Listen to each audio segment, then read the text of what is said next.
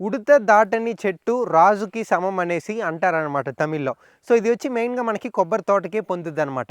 ఎందుకు సార్ అని అడిగితే, సో, మన దగ్గర ఒక ఎకరంలో ఒక 80 కొబ్బరి చెట్టు మనం పెడుతున్నామంటే, సో, ఆ ఎకరం నుంచి మనకి ఒక కొబ్బరి చెట్టు నుంచి ఒక రూ. 2000 అనేది ఆదాయం వస్తది ఈ సంవత్సరం మొత్తంలో.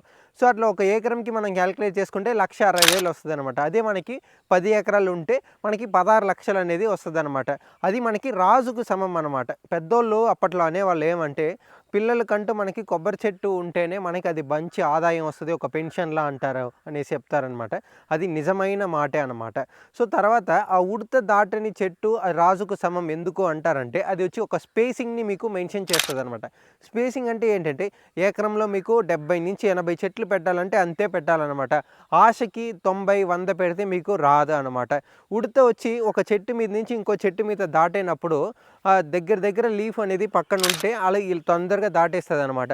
అదే మనం డిస్టెన్స్ ఒక 25 అడుగులు, 25 అడుగులు పెట్టినప్పుడు మన స్పేసింగ్ ఉంటది కదా! ఆ ఉడత దాటదు కాబట్టి ఆళ్ళు అదే అంటారనమాట. ఉడత దాటని చెట్టు రాజుకి సమానం అనేసి. సో, దాన్నే మెన్షన్ చేస్తారనమాట. అందుకని కొబ్బరి తోట అనేది మనం డిస్టెన్స్ మంచిగా స్పేసింగ్ ఇచ్చి పెడితే మనం రాజులా బతకచ్చనేసి చెప్పడానికే అప్పట్లోనే తమిళ్‌లో ఇలా చెప్పారనమాట. సో, నేను చెప్పింది రైటా? కాదా? అనేసి అర్థం చేసుకొని మీ తోటలో స్పేసింగ్ అనేది పర్ఫెక్ట్‌గా పెట్టి అది ఏం డిసిషన్ అనేది తీసుకొని ఎకరంకి 80 పెట్టాలంటే 80 పెట్టండి. ఎక్కువ ఆశపడొద్దు.